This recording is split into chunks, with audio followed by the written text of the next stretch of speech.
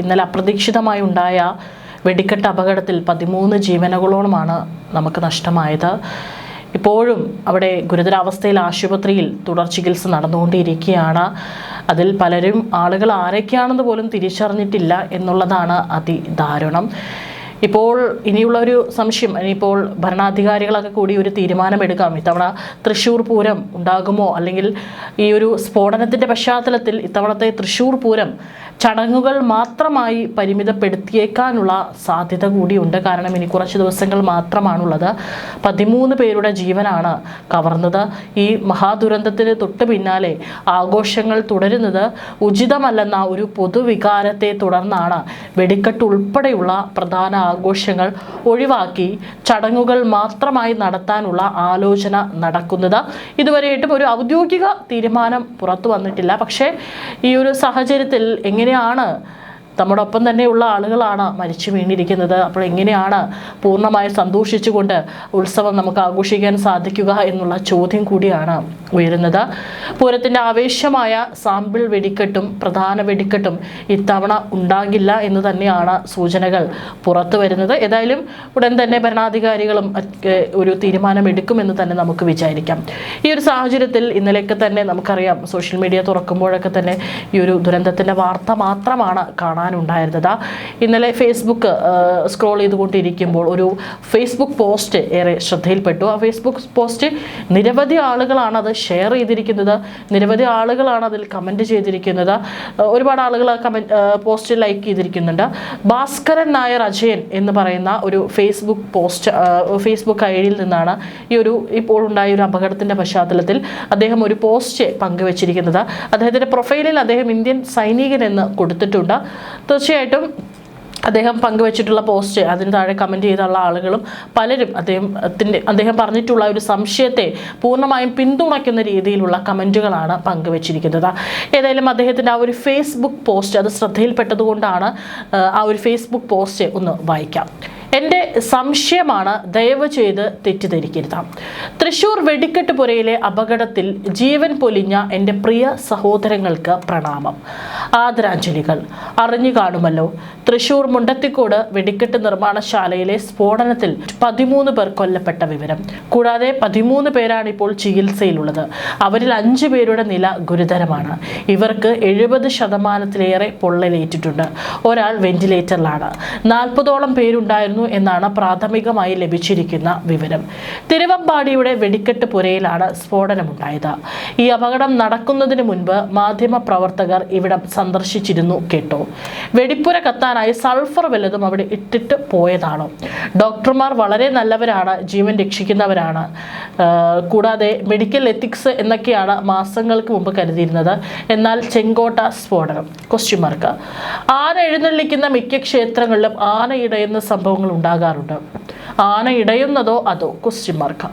നാളെ, അതായത് ഇന്നലെയാണ് അദ്ദേഹം പോസ്റ്റ് പങ്കുവച്ചിരിക്കുന്നത്, നാളെ പഹൽഗാം ഭീകരാക്രമണത്തിന് 1 വയസ്സ് തികയുകയാണ്. അതായത് ഇന്ന് ഏപ്രിൽ 22.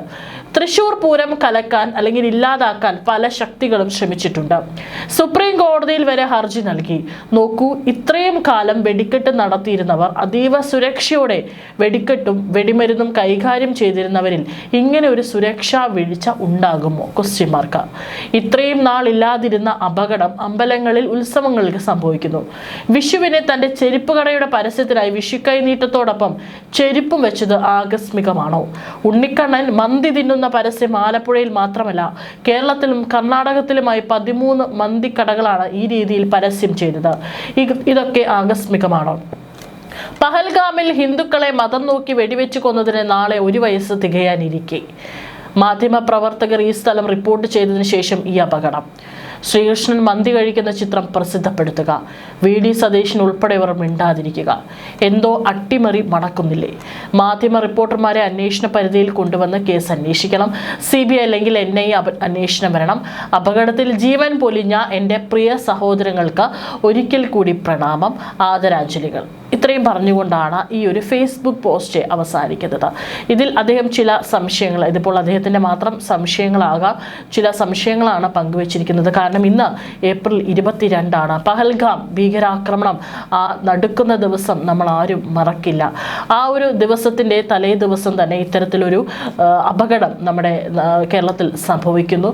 ഒപ്പം തന്നെ അദ്ദേഹം പറയുന്ന മറ്റൊരു സംശയം, ഇന്നലെ എല്ലാ മാധ്യമ പ്രവർത്തകരും അവിടെ എത്തി അവിടെയുള്ള ഈ ഒരു പൂരവിശേഷികളും വെടിക്കെട്ട് നിർമ്മാണവുമായി ബന്ധപ്പെട്ടുള്ള വിശേഷങ്ങളൊക്കെ തന്നെ പകർത്തിയിട്ടുണ്ട്. കാരണം ഇന്നലെ ആ വാർത്തകൾ വന്നപ്പോൾ നമുക്കറിയാം, ഒരുവിധം എല്ലാ മാധ്യമങ്ങളും പറഞ്ഞിട്ടുണ്ട് 1 മണിക്കൂർ മുമ്പ് ഞങ്ങൾ അവിടെ വന്ന് പോയതാണ്, ഞങ്ങൾ പകർത്തിയ ദൃശ്യങ്ങൾ എന്ന് പറഞ്ഞ്.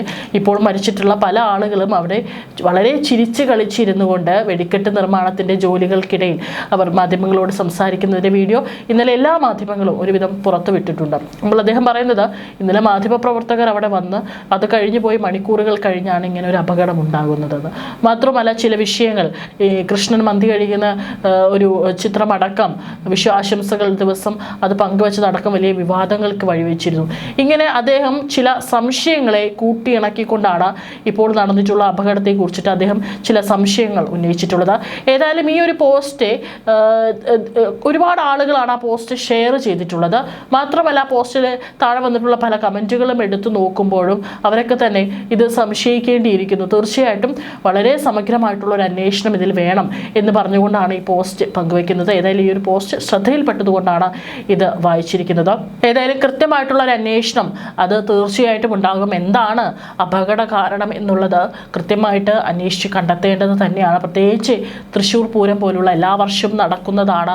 വളരെ നിരവധി ആളുകളാണ് പല ഭാഗങ്ങളിൽ നിന്നും തൃശ്ശൂർ പൂരം കാണാനായിട്ടും വെടിക്കെട്ട് കാണാനായിട്ടൊക്കെ തന്നെ പൂരനഗരിയിലേക്ക് എത്താറുള്ളത്. അങ്ങനെയുള്ള ഈ ഒരു വേള ഇത്തരത്തിലൊരു അപകടം ഉണ്ടായതിന് പിന്നിൽ ഏതെങ്കിലും തരത്തിലുള്ള അട്ടിമറി ഉണ്ടോ, അല്ലെങ്കിൽ എന്താണ് അപകട കാരണം, എവിടെയാണ് പിഴച്ചത്, കൃത്യമായിട്ടുള്ള സുരക്ഷാ സംവിധാനങ്ങൾ ഉണ്ടായിരുന്നില്ലേ തുടങ്ങിയിട്ടുള്ള കാര്യങ്ങളെല്ലാം തന്നെ അന്വേഷിച്ച് കണ്ടെത്തേണ്ടതാണ്. തീർച്ചയായിട്ടും നിലവിൽ ആദ്യത്തെ ഒരു പ്രയോറിറ്റി എന്ന് പറയുന്നത് അവിടെയുള്ള ആളുകളുടെ, ഇപ്പോൾ പരിക്കേറ്റ ആളുകളുടെയൊക്കെ തന്നെ ജീവൻ നമുക്ക് രക്ഷിക്കുക എന്നുള്ളത് തന്നെയാണ്. അതുകൊണ്ട് തന്നെ അവർക്ക് നൽകാവുന്നതിൽ ഏറ്റവും നല്ല ചികിത്സ തന്നെയാണ് നൽകുന്നത് എന്ന് തന്നെയാണ് ആരോഗ്യമന്ത്രി വീണ ജോർജ് അടക്കമുള്ളവർ മാധ്യമങ്ങളോട് പറഞ്ഞിരിക്കുന്നത്. ഏതായാലും ആ ഒരു ദുരന്തത്തിൻ്റെ നടുക്കത്തിൽ തന്നെയാണ് കേരളം. പ്രത്യേകിച്ച് മുണ്ടത്തിക്കോടുള്ള ജനങ്ങളൊക്കെ തന്നെ ഇന്നലെ ഏറെ വൈകിയും അവർക്ക് ഉറങ്ങാൻ സാധിക്കുന്നുണ്ടായിരുന്നില്ല. ഈ മഹാദുരന്തത്തിൽ നിന്നും അത്ഭുതകരമായി രക്ഷപ്പെട്ടവരുടെ ജീവിതം ഇപ്പോൾ വേദനയുടെയും അതിജീവനത്തിൻ്റെയും ഒരു നേർചിത്രമായി മാറുകയാണ്. മരണത്തിൻ്റെ നിഴലിൽ നിന്ന് തലനാരിഴയ്ക്ക് രക്ഷപ്പെട്ട തൊഴിലാളികൾ തങ്ങളുടെ കണ്ണിൽ നിന്നും ഇനിയും മായാത്ത ആ ഭീകര ദൃശ്യങ്ങൾ വിറയലോടെയാണ് ഓർത്തെടുക്കുന്നത്. ഒരു നിമിഷം വൈകിയിരുന്നുവെങ്കിൽ തങ്ങളും ഇന്ന് വെണ്ണീറായി മാറിയേനെ എന്ന തിരിച്ചറിവിലാണ് ഓരോരുത്തരും. അവിടെ നിന്ന് രക്ഷപ്പെട്ട വത്സലയും സുഭദ്രയും സഹോദരിമാരാണ്. അവർ രണ്ടുപേരും ഒരുമിച്ച് വെടിക്കെട്ട് ജോലിക്ക് പോകും. രണ്ടുപേരും രക്ഷപ്പെട്ടു. അയൽവാസിയായ അനിത, 3 പേരും ഒരുമിച്ചാണ് പണിക്ക് പോകുന്നത്.